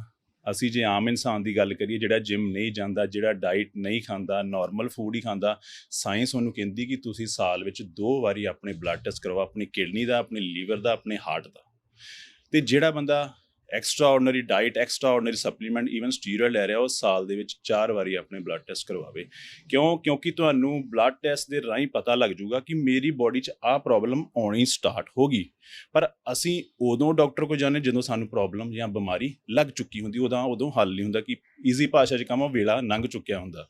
ਸੋ ਟੈਸਟ ਕਰਵਾਉਣ ਤੋਂ ਡਰਦੇ ਆ। ਟੈਸਟ ਕਰਵਾਉਣਾ ਬੜਾ ਈਜ਼ੀ ਆ। ਉਹਨੂੰ ਜੇ ਅਸੀਂ ਈਜ਼ੀ ਲੈਂਗੁਏਜ ਕਹੀਏ, ਕੱਲ੍ਹ ਨੂੰ ਆਪਣੀ ਕੋਈ ਤੁਸੀਂ ਬਿਮਾਰੀ ਲਵਾਉਣ ਤੋਂ ਚੰਗਾ, ਜਾਂ ਡਾਕਟਰ ਕੋਲ ਜਾਣ ਤੋਂ ਪਹਿਲਾਂ ਆਪਣਾ 1000-500 ਰੁਪਏ ਦਾ ਇੱਕ ਟੈਸਟ ਕਰਵਾ ਲਓ। ਤੁਹਾਨੂੰ ਉਤੋਂ ਆਪਣੀ ਬੋਡੀ ਦੇ ਲੀਵਰ ਦੇ ਸਾਰੇ ਟੈਸਟ ਪਤਾ ਲੱਗਦੇ ਰਹਿਣਗੇ। ਅਤੇ ਜਿਹੜੀ ਇਹ ਦਿੱਕਤ ਆਉਂਦੀ, ਇਹ ਉਦੋਂ ਹੀ ਆਉਂਦੀ, ਕਿਉਂਕਿ ਬਿਮਾਰੀ ਇੱਕ ਦਿਨ 'ਚ, ਜਾਂ ਪ੍ਰੋਬਲਮ ਲੀਵਰ ਦੀ ਇੱਕ ਦਿਨ 'ਚ ਨਹੀਂ ਹੁੰਦੀ, ਉਹ ਕਈ ਮਹੀਨਿਆਂ, ਕਈ ਹਫ਼ਤਿਆਂ 'ਚ ਹੁੰਦੀ ਆ। ਤਾਂ ਅਸੀਂ ਉਹਨੂੰ ਅਣਗੌਲਿਆ ਕਰਦੇ ਰਹਿੰਦੇ, ਇਹ ਕਹਿ ਕੇ ਕਿ ਟੈਸਟ ਕਰਵਾਉਣ ਨਾਲ ਵਹਿਮ ਪੈਦਾ ਹੋ ਜੂ। ਪਰ ਵਹਿਮ ਪਾਉਣਾ ਜ਼ਰੂਰੀ ਆ ਕਿ ਬਿਮਾਰੀ ਲਾਉਣੀ ਜ਼ਰੂਰੀ ਆ? ਵਹਿਮ ਪਾਉਣਾ, ਉਹਦਾ ਹੱਲ ਵੀ ਹੈਗਾ। ਜੇ ਬਿਮਾਰੀ ਲੱਗ ਗਈ, ਉਹਦਾ ਹੱਲ ਫਿਰ ਮੁਸ਼ਕਲ ਆ ਗਈ, ਹੋਵੇ ਜਾਂ ਨਾ ਹੋਵੇ। ਸੋ ਜਿਹੜੇ ਟੈਸਟ ਆ ਉਹ ਜ਼ਰੂਰੀ ਆ। ਕਿਉਂਕਿ ਜਦੋਂ ਅਸੀਂ ਇਸ ਲਾਈਨ 'ਚ ਆਉਣਾ, ਸਾਨੂੰ ਸਭ ਤੋਂ ਪਹਿਲਾਂ ਜਿਹੜੀ ਜ਼ਰੂਰੀ ਆ, ਇੱਕ ਸਾਇੰਸ ਆ। ਸਾਇੰਸ ਦੇ ਨਾਲ ਖੁਦ ਨੂੰ ਵੀ ਸਾਇੰਟਿਸਟ ਬਣਨਾ ਪੈਣਾ। ਪਹਿਲਾਂ ਤਾਂ ਅਸੀਂ ਬੱਚਿਆਂ ਨੂੰ ਇਹਦੀ ਸਲਾਹ ਨਹੀਂ ਦਿੰਦੇ, ਪਰ ਜੇ ਕਿਸੇ ਬੱਚੇ ਨੇ ਆਉਣਾ, ਕਿਸੇ ਡਾਕਟਰ ਦੇ ਅੰਡਰ ਜਾਵੇ, ਫਿਰ ਇਹ ਚੀਜ਼ ਨਾ ਕਰੇ। ਅਤੇ ਜੋ ਤੁਸੀਂ ਪ੍ਰੋਪਰ ਟੈਸਟ ਕਰਵਾਉਂਦੇ ਆ, ਤੁਹਾਨੂੰ ਇੱਦਾਂ ਦੀ ਕੋਈ ਦਿੱਕਤ ਨਹੀਂ ਆਉਂਦੀ। ਚਲੋ, ਇਹ ਤਾਂ ਗੱਲ ਹੋ ਗਈ ਅੱਜ ਕੱਲ੍ਹ ਦੇ ਟ੍ਰੈਂਡ ਦੀ। ਤੇ ਦੁੱਲੋਵਾਲ ਨੇ ਜਦੋਂ ਕੀਤਾ ਸਟਾਰਟ, ਤੁਸੀਂ ਕਹਿੰਦੇ ਕਿ ਮੈਂ ਵੈਜੀਟੇਰੀਅਨ ਆ, ਤੇ ਵੈਜੀਟੇਰੀਅਨ ਨੂੰ ਲੈ ਕੇ ਇੱਕ ਮਿਥ ਹੁੰਦੀ ਹੈ ਕਿ ਇਹਨਾਂ ਦੇ ਸਰੀਰ ਨਹੀਂ ਬਣਦੇ। ਬਈ ਜੇ ਤੂੰ ਸਰੀਰ ਬਣਾਉਣਾ, ਤਾਂ ਫਿਰ ਪ੍ਰੋਟੀਨ ਜਿਹੜਾ ਆ ਤੈਨੂੰ ਚਿਕਨ ਤੋਂ ਹੀ ਮਿਲਣਾ ਆ, ਜਾਂ ਫਿਰ ਤੈਨੂੰ ਇੱਦਾਂ ਦਾ ਹਾਰਡਕੋਰ ਪ੍ਰੋਟੀਨ ਲੈਣਾ ਪੈਣਾ, ਫਿਰ ਹੀ ਸਰੀਰ ਬਣਨਾ। ਤੇ ਫਿਰ ਦੁੱਲੋਵਾਲ ਸਾਹਿਬ ਉਹਨਾਂ ਨੇ ਕਿਵੇਂ ਮੈਨੇਜ ਕੀਤਾ ਸਭ ਕੁਝ? ਦੇਖੋ, ਬੋਡੀ ਕਿਸੇ ਚੀਜ਼ ਦੀ ਡਿਮਾਂਡ ਨਹੀਂ ਕਰਦੀ। ਉਹ ਸਿਰਫ ਜੇ ਡਿਮਾਂਡ ਕਰਦੀ ਖਾਣੇ ਦੀ, ਚੁਆਇਸ ਤੁਹਾਡੀ, ਤੁਸੀਂ ਕਿੱਦਾਂ ਦਾ ਖਾਣਾ ਦੇਣਾ। ਤਾਂ ਖਾਣੇ ਦੇ ਵਿੱਚ ਸਾਨੂੰ ਸਭ ਤੋਂ ਜ਼ਰੂਰੀ ਹੈਗਾ ਪ੍ਰੋਟੀਨ। ਅਤੇ ਜਦੋਂ ਸਾਡੇ ਸਮਾਜ 'ਚ ਅਸੀਂ ਕਿਸੇ ਨਾਲ ਪ੍ਰੋਟੀਨ ਦੀ ਗੱਲ ਕਰਦੇ, ਉਹਦੇ ਮਨ 'ਚ ਈਜ਼ੀ ਜੀ ਲੈਂਗੁਏਜ 'ਚ ਕਹਾਂਗੇ ਪ੍ਰੋਟੀਨ ਦਾ ਬਾਕਸ, ਜਿਹਨੂੰ ਪੰਜਾਬੀ 'ਚ ਕਹਿੰਦੇ ਡੱਬਾ, ਘੁੰਮਣਾ ਸ਼ੁਰੂ ਹੋ ਜਾਂਦਾ। ਜਦ ਕਿ ਪ੍ਰੋਟੀਨ ਸਾਨੂੰ ਡੱਬੇ ਤੋਂ ਇੱਕ ਚੁਆਇਸ ਆ ਸਾਡੀ, ਤੁਸੀਂ ਕਿੱਥੋਂ ਲੈਣੀ। ਬੋਡੀ ਸਾਡੀ ਸਾਰਾ ਦਿਨ ਰਾਈਸ, ਚਪਾਤੀ, ਦਾਲਾਂ, ਹਰੀਆਂ ਸਬਜ਼ੀਆਂ, ਉੱਤੋਂ ਵੀ ਪ੍ਰੋਟੀਨ ਖਾਂਦੀ। ਤਾਂ ਬੋਡੀ ਹੈ ਹੀ ਪ੍ਰੋਟੀਨ ਬੇਸਡ ਆ। ਬੋਡੀ 'ਚ ਸਭ ਤੋਂ ਪਹਿਲਾਂ ਸੈੱਲ ਬਣਦੇ, ਕਈ ਸੈੱਲ ਇਕੱਠੇ ਹੋ ਕੇ ਟਿਸ਼ੂ ਬਣਾਉਂਦੇ, ਕਈ ਟਿਸ਼ੂ ਇਕੱਠੇ ਹੋ ਕੇ ਇੱਕ ਮਸਲ, ਇੱਕ ਔਰਗਨ ਬਣਾਉਂਦੇ। ਅਤੇ ਜ਼ਿਆਦਾ ਸੈੱਲ ਦੀ ਉਹਨਾਂ ਨੂੰ ਅਹਿਮੀਅਤ ਪਤਾ ਲੱਗਦੀ ਜਦੋਂ ਕਿਸੇ ਦੇ, ਜਿਨ੍ਹਾਂ ਨੂੰ ਅਸੀਂ ਪਲੇਟਲੇਟ ਵੀ ਕਹਿ ਦਿੰਦੇ ਹਾਂ, ਜਦੋਂ ਕਿਸੇ ਦੇ ਡੇਂਗੂ ਵਿੱਚ ਸੈੱਲ ਘਟਦੇ ਆ। ਉਹ ਸੈੱਲ ਉਹੋ ਹੀ ਹੁੰਦੇ ਆ ਜੋ ਪ੍ਰੋਟੀਨ ਨਾਲ ਬਣਦੇ ਆ। ਅਤੇ ਉਸ ਬੰਦੇ ਦੇ ਜਿਹਦੇ ਸੈੱਲ ਘਟੇ ਆ, ਉਹ ਘਟੇ ਹੋਣ ਤਾਂ ਉਹਦੇ ਕੋਲ ਬੋਲਣਾ ਤਾਂ ਬੜੀ ਦੂਰ ਦੀ ਗੱਲ, ਆਪਣਾ ਹੱਥ ਦਾ ਇਸ਼ਾਰਾ ਵੀ ਨਹੀਂ ਕਰ ਸਕਦਾ। ਬੋਡੀ ਨੂੰ ਪ੍ਰੋਟੀਨ ਚਾਹੀਦੀ ਆ। ਪ੍ਰੋਟੀਨ ਸੋਰਸ ਤੁਸੀਂ ਚੂਜ਼ ਕਰਨੇ, ਕਿਉਂਕਿ ਬੋਡੀ ਸਾਡੀ ਨਹੀਂ ਡਿਮਾਂਡ ਕਰਦੀ। ਉਦਾਹਰਨ ਦੇ ਤੌਰ 'ਤੇ ਇੱਕ ਬਾਈਕ ਆ ਸਾਡੀ, ਵਹੀਕਲ ਆ ਕੋਈ ਵੀ, ਉਹ ਚੱਲਣ ਲਈ ਕਾਹਦੀ ਡਿਮਾਂਡ ਕਰਦਾ? ਪੈਟਰੋਲ ਦੀ। ਜਾਂ ਕੋਈ ਕਾਰ ਆ, ਉਹ ਡੀਜ਼ਲ ਦੀ ਡਿਮਾਂਡ ਕਰਦੀ। ਉਹਨੂੰ ਨਹੀਂ ਹੈਗਾ ਕਿ ਉਹਨੂੰ ਪੈਟਰੋਲ ਤੁਸੀਂ ਇਸੇ ਪੰਪ ਤੋਂ ਪਾਓ ਜਾਂ ਇਸੇ ਸਟੇਸ਼ਨ ਤੋਂ ਪਾਓ, ਕਿਤੇੋਂ ਵੀ ਦੇ ਦਿਓ, ਉਹਨੇ ਚੱਲਣਾ ਆ। ਸੇਮ ਸਾਡੀ ਬੋਡੀ ਆ, ਇਹ ਕਿਸੇ ਚੀਜ਼ ਦੀ ਡਿਮਾਂਡ ਨਹੀਂ ਕਰਦੀ। ਇਹ ਡਿਮਾਂਡ ਕਰਦੀ ਆ ਤਾਂ ਸਿਰਫ ਪ੍ਰੋਟੀਨ ਦੀ। ਸੋਰਸ ਤੁਹਾਡੀ ਆਪਣੀ ਪਸੰਦ ਆ। ਹੁਣ ਅਸੀਂ ਵੈਜੀਟੇਰੀਅਨ ਦੀ ਗੱਲ ਕਰੀਏ, ਤਾਂ ਵੈਜੀਟੇਰੀਅਨ ਸੋਰਸ ਲੱਭਣ ਲਈ ਥੋੜ੍ਹਾ ਜਿਹਾ ਹਾਰਡ ਵਰਕ ਕਰਨਾ ਪੈਂਦਾ, ਜਿੱਦਾਂ ਕਿ ਦਾਲਾਂ, ਹਰੀਆਂ ਸਬਜ਼ੀਆਂ, ਡਰਾਈ ਫਰੂਟਸ, ਨਟਸ ਜਿਹੜੇ ਹੋ ਗਏ, ਬਦਾਮ, ਅਖਰੋਟ, ਕਾਜੂ, ਐਂਡ ਇਹਨਾਂ ਤੋਂ ਹਟ ਕੇ ਸੋਇਆਬੀਨ, ਪਨੀਰ, ਇਹਨਾਂ ਚੀਜ਼ਾਂ 'ਤੇ ਥੋੜ੍ਹੀ ਜਿਹੀ ਮੁਸ਼ੱਕਤ, ਮਿਹਨਤ ਕਰਨੀ ਪੈਂਦੀ। ਬਟ ਈਜ਼ੀ ਆ, ਕਿਉਂਕਿ ਮੇਰੀ ਇੱਕ ਸੋਚ ਆ ਕਿ ਮੰਨਣਾ ਆ ਕਿ ਜੇ ਤੁਸੀਂ ਸੜਕ 'ਤੇ ਚੱਲ ਪਏ, ਤੁਸੀਂ ਅੱਜ ਨਹੀਂ ਕੱਲ੍ਹ ਪੈਦਲ ਚੱਲੋਗੇ, ਕਿਸੇ ਤੋਂ ਲਿਫਟ ਲੈ ਕੇ ਪਹੁੰਚ ਜਾਓਗੇ, ਤੁਸੀਂ ਆਪਣਾ ਸਫ਼ਰ ਤੈਅ ਕਰ ਜਾਓਗੇ। ਪਰ ਚੱਲਣਾ ਤੁਹਾਡਾ ਫਰਜ਼ ਆ। ਸੋ ਬੜਾ ਈਜ਼ੀ ਆ ਵੈਜੀਟੇਰੀਅਨ ਰਹਿ ਕੇ ਬੋਡੀ ਬਿਲਡਿੰਗ ਕਰਨੀ, ਬੜੀ ਈਜ਼ੀ ਆ। ਪਰ ਸਿਰ ਸੋਰਸ ਸਟਾਰਟਿੰਗ 'ਚ ਲੱਭਣੇ ਮੁਸ਼ਕਿਲ ਹੋ ਜਾਂਦੇ ਆ। ਪਰ ਬੋਡੀ ਨਾ ਨੌਨ ਵੈਜ ਦੀ ਡਿਮਾਂਡ ਕਰਦੀ ਆ, ਨਾ ਹੀ ਉਹ ਸਪਲੀਮੈਂਟ ਦੀ ਡਿਮਾਂਡ ਕਰਦੀ ਆ ਤੇ ਪ੍ਰੋਟੀਨ ਸੋਰਸ ਦੀ ਚੋਇਸ ਤੁਹਾਡੀ, ਤੁਸੀਂ ਕਿੱਥੋਂ ਪੈਦਾ ਕਰਨੇ। ਅੱਛਾ, ਔਨ ਐਨ ਐਵਰੇਜ ਇਹ ਬਹੁਤ ਹੁੰਦਾ ਆ ਕਿ ਅੱਜ ਕੱਲ੍ਹ ਅਸੀਂ ਕਾਰਬ ਕੱਟ ਕਰ ਲਿਆ, ਅਸੀਂ ਕਾਰਬਸ ਖਾਣੇ ਹੀ ਨਹੀਂਗੇ। ਮੈਂ ਵੀ ਆਪ ਵੀ ਨਹੀਂ ਕਾਰਬ ਖਾਣਾ, ਮੈਨੂੰ ਇਹ ਹੁੰਦਾ ਕਿ ਮੋਟਾ ਹੋ ਜਾਣਾ ਬੰਦੇ ਨੇ, ਹੈ ਨਾ। ਤੇ ਇਹ ਕੀ ਮੈਥਡ ਹੋਇਆ? ਤੁਸੀਂ ਰਾਈਸ ਦੀ ਗੱਲ ਕੀਤੀ ਤਾਂ ਅਸੀਂ ਬਰਾਊਨ ਰਾਈਸ ਤੇ ਸ਼ਿਫਟ ਹੋ ਗਏ ਹਾਂ, ਚਪਾਤੀ ਦੀ ਹੋ ਗਈ ਤਾਂ ਅਸੀਂ ਮਲਟੀਗ੍ਰੇਨ ਤੇ ਸ਼ਿਫਟ ਹੋ ਗਏ ਹਾਂ। ਇਹ ਚੰਗੀ ਚੀਜ਼ ਹੈ ਜਾਂ ਇਹ ਕਿਵੇਂ ਆ? ਦੇਖੋ, ਕਾਰਬੋਹਾਈਡਰੇਟ ਪਹਿਲਾਂ ਮੈਂ ਤੁਹਾਨੂੰ ਦੱਸਿਆ ਕਿ ਬਾਡੀ ਦਾ ਜਿਹੜਾ ਜ਼ਰੂਰੀ ਫੂਡ ਆ ਉਹ ਪ੍ਰੋਟੀਨ ਆ। ਪ੍ਰੋਟੀਨ ਤੋਂ ਬਾਅਦ ਦੂਸਰਾ ਫੂਡ ਹੁੰਦਾ ਜਿਹੜਾ ਸਾਡੀ ਬਾਡੀ ਦਾ ਗਲੂਕੋਜ਼ ਲੈਵਲ, ਈਜ਼ੀ ਲੈਂਗੁਏਜ ਕਹੇ ਤੇ ਸਾਡਾ ਜਿਹੜਾ ਸ਼ੂਗਰ ਲੈਵਲ, ਡਾਇਬਟਿਕ ਲੈਵਲ, ਉਹਨੂੰ ਮੈਨੇਜ ਕਰਦਾ, ਜਿਹੜਾ ਤੁਹਾਨੂੰ ਥੋੜੀ ਦੇਰ ਬਾਅਦ એનર્ਜੀ ਦਿੰਦਾ ਰਹਿੰਦਾ। ਤੇ ਰਹੀ ਕਾਰਬਸ ਦੀ ਗੱਲ, ਕਾਰਬੋਹਾਈਡਰੇਟ ਦੋ ਤਰ੍ਹਾਂ ਦੇ ਹੁੰਦੇ ਆ ਜਿਹੜੇ ਅਸੀਂ ਆਪਣੀ ਰੋਜ਼ ਦੀ ਦਿਨਚਰਿਆ 'ਚ ਰੂਟੀਨ 'ਚ ਖਾਂਦੇ ਆ, ਸਿੰਪਲ ਕਾਰਬਸ ਤੇ ਕੰਪਲੈਕਸ ਕਾਰਬਸ। ਹੁਣ ਸਿੰਪਲ ਕਾਰਬਸ ਕਿਹੜੇ ਆ ਗਏ? ਜਿਹੜੇ ਆਰਟੀਫੀਸ਼ੀਅਲ ਸੋਰਸ ਤੋਂ ਬਣਦੇ, ਲਾਈਕ ਪੀਜ਼ਾ, 버ਗਰ, ਸੌਫਟ ਡਰਿੰਕ, ਖੰਡ ਤੋਂ ਬਣੇ ਪ੍ਰੋਡਕਟ, ਇਹ ਸਾਰੇ ਸਿੰਪਲ ਕਾਰਬਸ ਆ। ਅਸੀਂ ਸਾਰਾ ਦਿਨ ਇਹਨਾਂ ਤੇ ਜ਼ਿਆਦਾ ਤਰਜੀਹ ਦਿੰਦੇ, ਜ਼ਿਆਦਾ ਧਿਆਨ ਦਿੰਦੇ।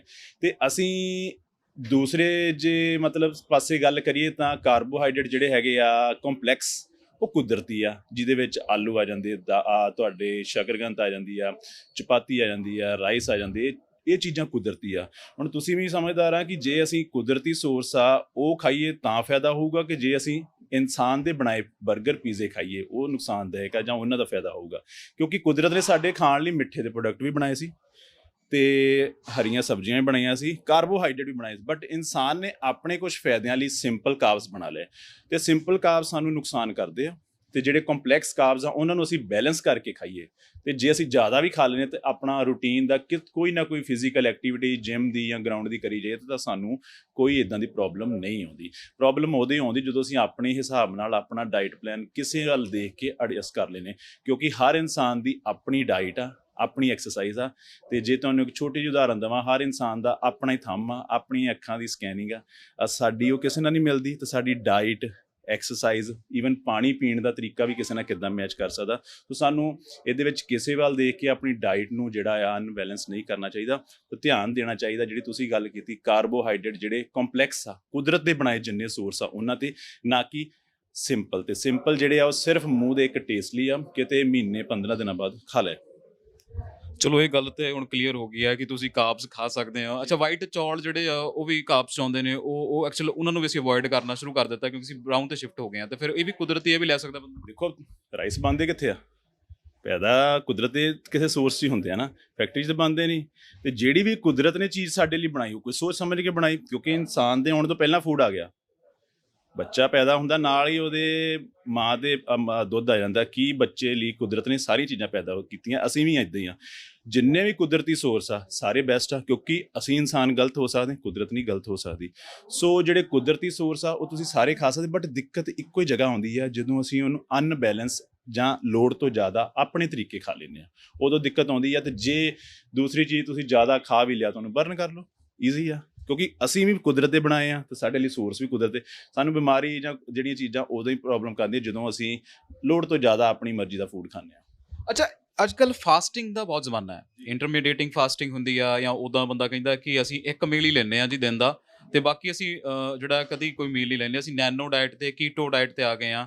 ਤੇ ਇਹ ਫਾਸਟਿੰਗ ਵਾਕਈ ਫਾਇਦੇ ਵਾਲੀ ਹੈ? ਦੇਖੋ, ਫਾਸਟਿੰਗ ਨੂੰ ਅਸੀਂ ਈਜ਼ੀ ਭਾਸ਼ਾ 'ਚ ਗੱਲ ਕਰਦੇ ਹਾਂ, ਵਰਤ ਰੱਖਣਾ, ਭੁੱਖੇ ਰਹਿਣਾ। ਤੇ ਇਹ ਉਹਨਾਂ ਲਈ ਬੈਨੀਫਿਟ ਆ ਜਿਨ੍ਹਾਂ ਨੇ ਭਾਰ ਘਟਾਉਣਾ। ਸਿਰਫ ਭਾਰ ਹੀ ਘਟੂਗਾ, ਇਹਦੇ ਵਿੱਚ ਤੁਹਾਡੀ ਬਾਡੀ ਦੀ ਕੋਈ ਸਿਮੈਟਰੀ, ਕੋਈ ਸ਼ੇਪ, ਕੋਈ ਐਨਰਜੀ ਲੈਵਲ ਨਹੀਂ ਰਹੂਗਾ। ਕਿਉਂਕਿ ਸਰੀਰ ਆ ਉਹਨੂੰ ਘੱਟੋ ਘੱਟ ਵੀ 3 ਮੀਲ 3 ਟਾਈਮ ਖਾਣਾ ਚਾਹੀਦਾ। ਤੇ ਇਹ ਅੱਜ ਇੱਕ ਮਤਲਬ ਇਹਨੂੰ ਈਜ਼ੀ ਭਾਸ਼ਾ 'ਚ ਕਵਾਂਗੇ ਸ਼ੋਸ਼ਾ ਬਣ ਗਿਆ ਆਪਣੇ ਆਪ ਨੂੰ ਨਵੀਂ ਵੀਡੀਓ ਪਾ ਕੇ ਫੇਮਸ ਕਰਨ ਦਾ, ਕਿ ਤੁਸੀਂ ਫਾਸਟਿੰਗ ਕਰੋ ਪਤਲੇ ਹੋ ਜਾਓਗੇ। ਤਾਂ ਸਾਨੂੰ ਵੀ ਪਤਾ, ਤੁਸੀਂ ਵੀ ਕਾਮਨ ਸੈਂਸ ਰੱਖਦੇ, ਸਾਰੇ ਰੱਖਦੇ, ਕਿ ਅਸੀਂ ਜੇ ਪਰਹੇਜ਼ ਕਰਾਂਗੇ, ਡਾਈਟ ਨਹੀਂ ਖਾਵਾਂਗੇ, ਪਤਲੇ ਹੋ ਜਾਵਾਂਗੇ। ਪਰ ਪਤਲੇ ਹੋ ਕੇ ਡਾਈਟ ਘੱਟ ਖਾ ਕੇ, 1 ਮੀਲ ਖਾ ਕੇ ਤੁਸੀਂ ਬਾਡੀ ਨਹੀਂ ਬਣਾ ਸਕਦੇ। ਤੁਹਾਡਾ ਐਡਾ ਵੱਡਾ ਸਰੀਰ ਆ, ਤੁਸੀਂ 3 ਮੀਲ ਤਾਂ ਖਾਓਗੇ। 1 ਮੀਲ ਖਾ ਕੇ ਤੁਸੀਂ ਕਹੋ ਮੈਂ ਬੋਡੀ ਬਿਲਡਰ ਬਣ ਜਾਂ 1 ਮੀਲ ਖਾ ਕੇ ਮੇਰੀ ਬੋਡੀ ਮਸਕੂਲਰ ਹੋ ਜਾਵੇ, ਉਹ ਨਹੀਂ ਹੋਣੀ। ਸਿਰਫ ਤੇ ਸਿਰਫ ਇੱਕੋ ਹੀ ਚੀਜ਼ ਆ, ਤੁਸੀਂ ਵੀਕ ਹੋ ਜਾਓਗੇ, ਭਾਰ ਘਟ ਜਾਊਗਾ, ਪਤਲੇ ਹੋ ਜਾਓਗੇ। ਪਰ ਫਾਸਟਿੰਗ ਜੇ ਕਰਨੀ ਆ ਤਾਂ ਜੋ ਮੇਰਾ ਖੁਦ ਦਾ ਐਕਸਪੀਰੀਅੰਸ ਆ, ਹਫ਼ਤੇ 'ਚ 1 ਵਾਰੀ ਕਰੋ, ਉਹ ਵੀ 1 ਤੋਂ 2 ਮੀਲ ਲਓ। 1 ਮੀਲ ਨਹੀਂ, 1 ਜਾਂ 2 ਮੀਲ ਦੇ ਵਿੱਚ ਵਾਲਾ ਡਿਫਰੈਂਸ ਰੱਖੋ, ਤਾਂ ਕਿ ਜੋ ਤੁਸੀਂ ਰੂਟੀਨ 'ਚ ਖਾਂਦੇ ਆ ਉਸ ਤੋਂ ਹਟ ਕੇ ਤੁਹਾਡੇ ਲੀਵਰ ਨੂੰ, ਤੁਹਾਡੇ ਜਿਹੜਾ ਪੇਟ ਆ ਉਹਨੂੰ ਇੱਕ ਰੈਸਟ ਮਿਲੇ, ਤਾਂ ਤੁਹਾਡਾ ਜਿਹੜਾ ਇੱਕ ਮਾਈਂਡ ਸੈਟਅਪ ਆ ਉਹ ਵੀ ਠੀਕ ਹੋਵੇ। ਅੱਛਾ ਚਲੋ ਇਹ ਤਾਂ ਸਾਰੀਆਂ ਗੱਲਾਂ ਡਾਈਟ ਦੇ ਨਾਲ ਹੋ ਗਈਆਂ। ਪਰ ਜਦੋਂ ਅਸੀਂ ਮੇਨ ਬਾਡੀ ਬਿਲਡਿੰਗ ਤੇ ਆਉਂਦੇ ਹਾਂ ਤੇ ਐਵਰੇਜ ਔਨ ਐਨ ਐਵਰੇਜ ਬੰਦਾ ਕਿੰਨਾ ਕਮਾ ਸਕਦਾ ਹੈ? ਕਿਉਂਕਿ ਜਿਹੜੇ ਮੁੰਡੇ ਆਉਣਾ ਚਾਹੁੰਦੇ ਨੇ, ਇੱਕ ਤਾਂ ਹੁੰਦਾ ਕਿ ਲਾਈਫ ਸਟਾਈਲ ਇਸ ਕਰਕੇ ਆ ਵੀ ਚਲੋ ਮੈਨੂੰ ਕੱਪੜੇ ਪਾਏ ਸੋਹਣੇ ਲੱਗਣ। ਇੱਕ ਹੁੰਦਾ ਕਿ ਉਹਨਾਂ ਦਾ ਹੁੰਦਾ ਕਿ ਮੈਂ ਹਾਰਡਕੋਰ ਜਿਹੜਾ ਹੈ ਇਸ ਫੀਲਡ ਦੇ ਵਿੱਚ ਹੀ ਜਾਣਾ, ਤੇ ਉਹਨਾਂ ਨੂੰ ਇੱਕ ਉਤਸ਼ਾਹ ਕਰਨ ਲਈ ਦੱਸੋ ਕਿ ਕਿਵੇਂ ਕਿੰਨਾ ਕੁ ਕਮਾ ਸਕਦੇ ਇਨੀਸ਼ੀਅਲੀ, ਮਿਡ ਦੇ ਵਿੱਚ, ਜਾਂ ਫਿਰ ਜਦੋਂ ਪ੍ਰੋ ਹੋ ਜਾਂਦੇ ਕਿੰਨਾ ਕੁ ਕਮਾ ਸਕਦੇ ਆ? ਦੇਖੋ, ਬਾਡੀ ਬਿਲਡਿੰਗ 'ਚ ਮੈਂ ਪਹਿਲਾਂ ਵੀ ਦੱਸਿਆ ਕਿ ਜੇ ਮੈਂ ਨਾ ਬਾਡੀ ਬਿਲਡਰ ਹੁੰਦਾ ਤੇ ਮੈਨੂੰ ਪਤਾ ਹੀ ਨਹੀਂ ਲੱਗਣਾ ਸੀ ਦੁਨੀਆ 'ਚ ਕਿੱਦਾਂ ਗੱਲ ਕਰਨੀ, ਕਿੱਦਾਂ ਸਮਝਣਾ, ਕਿੱਦਾਂ ਖੜੇ ਹੋਣਾ ਈਵਨ। ਤੇ ਬਾਡੀ ਬਿਲਡਿੰਗ ਦੇ ਨਾਲ ਨਾਲ ਅਸੀਂ ਇਕੱਲਾ ਪੈਸਾ ਨਹੀਂ ਕਮਾ ਸਕਦੇ, ਅਸੀਂ ਇੱਜ਼ਤ, ਸ਼ੌਹਰਤ, ਸਾਰਾ ਕੁਝ ਕਮਾ ਸਕਦੇ, ਬਟ ਡਿਪੈਂਡ ਆ ਤੁਹਾਡੇ 'ਤੇ। ਹੁਣ ਕੀ ਹੁੰਦਾ ਹੈ, ਅੱਜ ਕੱਲ੍ਹ ਸੋਸ਼ਲ ਮੀਡੀਆ ਦਾ ਯੁੱਗ ਆ, ਤੇ ਸੋਸ਼ਲ ਮੀਡੀਆ 'ਚ ਆ ਗਿਆ ਇੰਸਟਾਗ੍ਰਾਮ, ਫੇਸਬੁੱਕ, ਇਹ ਚੀਜ਼ਾਂ ਆ ਗਈਆਂ। ਇੱਥੇ ਸਾਨੂੰ ਸਾਡੇ ਜਿਹੜੇ ਪਸੰਦ ਕਰਨ ਵਾਲੇ ਆ ਮੈਸੇਜ ਕਰਦੇ ਆ, ਤਾਂ ਮੇਰਾ ਫਰਜ਼ ਬਣਦਾ, ਜਾਂ ਮੈਂ ਬਾਕੀਆਂ ਨੂੰ ਇਹ ਰਾਏ ਦਊਂਗਾ, ਪਹਿਲਾਂ ਉਹਨਾਂ ਦਾ ਮੈਸੇਜ ਦਾ ਜਵਾਬ ਦਿਓ, ਕਿਉਂਕਿ ਆਇਆ ਇੱਕ ਆਈਡੀਆ ਜਾਂ ਆਇਆ ਇੱਕ ਮੈਸੇਜ ਤੁਹਾਨੂੰ ਲੱਖਪਤੀ ਵੀ ਬਣਾ ਸਕਦਾ। ਕੀ ਪਤਾ ਬੰਦੇ ਨੇ ਕੀ ਗੱਲ ਕਰਨੀ, ਕਿੰਨੀ ਤਸ਼ੱਦਦ, ਕਿੰਨੀ ਮਿਹਨਤ ਨਾਲ ਮੈਸੇਜ ਕਰ ਰਿਹਾ। ਸੋ ਪਹਿਲੀ ਤਾਂ ਗੱਲ, ਮੇਰਾ ਪਹਿਲਾ ਸੁਝਾਅ ਇਹ ਆ ਕਿ ਤੁਹਾਨੂੰ ਕਿਸੇ ਦਾ ਵੀ ਮੈਸੇਜ ਆਉਂਦਾ, ਕਿਸੇ ਦਾ ਵੀ ਫੋਨ ਕਾਲ ਆਉਂਦਾ, ਉਹਦੀ ਇੱਕ ਫੀਲਿੰਗ ਆ, ਉਹਦੀ ਉਸ ਦਾ ਆਨਸਰ ਦਿਓ ਜੋ ਪੁੱਛ ਰਿਹਾ। ਅਤੇ ਉਸ ਤੋਂ ਬਾਅਦ ਜੋ ਤੁਸੀਂ ਆਨਸਰ ਦਿਓਗੇ, ਤੁਸੀਂ ਉਹਨੂੰ ਡਾਈਟ ਪਲਾਨ ਦੇ ਸਕਦੇ ਹਾਂ ਆਪਣੇ ਤਰੀਕੇ ਦਾ, ਉਹਨੂੰ ਐਕਸਰਸਾਈਜ਼ ਸੁਜੈਸਟ ਕਰ ਸਕਦੇ ਹਾਂ, ਉਹਨੂੰ ਈਵਨ ਕੋਈ ਪ੍ਰੋਫੈਸ਼ਨ 'ਚ ਜਾਣਾ ਚਾਹੁੰਦਾ, ਉੱਦਾਂ ਦੀਆਂ ਉਹਨੂੰ ਡਾਈਟ, ਐਕਸਰਸਾਈਜ਼ ਨਾਲ ਰਿਲੇਟਿਡ ਗੱਲਾਂ ਦੱਸ ਸਕਦੇ। ਜੇ ਕਮਾਈ ਦੀ ਗੱਲ ਕਰੀਏ, ਘੱਟ ਤੋਂ ਘੱਟ ਵੀ ਅੱਜ ਕੱਲ੍ਹ ਜਿਹੜੇ ਘਰ ਬੈਠੇ ਤੁਸੀਂ ਬਿਨਾਂ ਕਿਤੇ ਗਏ 20 ਤੋਂ 25 ਹਜ਼ਾਰ, ਅਤੇ ਜੇ ਅਸੀਂ ਉਹਨੂੰ ਉੱਪਰ ਲੈ ਜਾਈਏ 1 ਲੱਖ ਤੱਕ ਵੀ ਬੰਦੇ ਕਮਾ ਰਹੇ ਆ। ਪਰ ਤੁਸੀਂ ਹਰ ਇੱਕ ਦੇ ਮੈਸੇਜ, ਕਾਲ, ਫੋਨ ਦਾ ਜਵਾਬ ਦੇਣਾ ਪੈਣਾ। ਮੈਂ ਤੁਹਾਨੂੰ ਪਹਿਲਾਂ ਵੀ ਦੱਸਿਆ ਕਿ ਤੁਹਾਨੂੰ ਇਹਦੇ ਵਿੱਚ ਸਾਰੀ ਉਮਰ ਹੀ ਹਾਰਡ ਵਰਕ ਕਰਨਾ ਪੈਣਾ। ਦੂਜੀ ਚੀਜ਼, ਕੋਈ ਵੀ ਦੁਨੀਆ ਚੀਜ਼ ਇੱਦਾਂ ਦੀ ਨਹੀਂ ਹੈਗੀ ਜਿੱਥੇ ਅਸੀਂ ਇੱਕ ਵਾਰੀ ਪੈਸਾ ਲਾਇਆ ਦੁਬਾਰਾ ਸਾਨੂੰ ਉਹਦੇ ਵੱਲ ਦੇਖਣਾ ਨਹੀਂ ਪਿਆ। ਈਵਨ ਅਸੀਂ ਆਪਣਾ ਮੋਬਾਈਲ ਦੇਖ ਲਈਏ, ਅਸੀਂ ਉਹਨੂੰ ਦਿਨ 'ਚ ਕਿੰਨੀ ਵਾਰੀ ਚਾਰਜ ਕਰਦੇ ਹਾਂ। ਸੋ ਇੱਦਾਂ ਹੀ ਬਾਡੀ ਆ, ਤੁਸੀਂ ਬਾਡੀ ਬਣਾਈ, ਹੁਣ ਉਹ ਤੁਸੀਂ ਬਾਡੀ ਬਣਾ ਕੇ ਸੋਸ਼ਲ ਮੀਡੀਆ 'ਤੇ ਵੀਡੀਓ, ਫੋਟੋਗ੍ਰਾਫ ਰਾਹੀਂ ਪਹਿਲਾਂ ਉਹਨਾਂ ਨੂੰ ਦਿਖਾਓਗੇ। ਦਿਖਾਉਣ ਤੋਂ ਬਾਅਦ ਕੁਛ ਅੱਛੀਆਂ ਵੀਡੀਓ, ਡਾਈਟ, ਐਕਸਰਸਾਈਜ਼ ਨਾਲ ਰਿਲੇਟਿਡ ਪਾਓ। ਜਿਹੜਾ ਵੀ ਤੁਹਾਨੂੰ ਮੈਸੇਜ ਫੋਨ ਕਰ ਰਿਹਾ, ਉਹਦੇ ਮੈਸੇਜ, ਫੋਨ ਦਾ ਜਵਾਬ ਦਿਓ, ਤਾਂ ਤੁਸੀਂ ਇਨਕਮ ਕਰੋਗੇ। ਤਾਂ ਤੁਹਾਡੇ ਕੋਲ ਸਮਾਂ ਹੀ ਨਹੀਂ ਬਚਣਾ 24 ਘੰਟੇ, ਤੁਸੀਂ ਕਹਿਣਾ ਸਮਾਂ ਥੋੜ੍ਹਾ ਆ। ਬਸ ਇਹੀ ਆ ਕਿ ਹਰੇਕ ਦੇ ਮੈਸੇਜ, ਫੋਨ ਦਾ ਜਵਾਬ ਦਿਓ, ਤਾਂ ਤੁਸੀਂ 1 ਲੱਖ ਤੱਕ ਨਹੀਂ ਤਾਂ ਘੱਟੋ ਘੱਟ 20 ਤੋਂ 25 ਹਜ਼ਾਰ ਦੀ ਇੱਕ ਫਿਗਰ ਤੋਂ ਜ਼ਰੂਰ ਲੈ ਕੇ ਜਾਓਗੇ।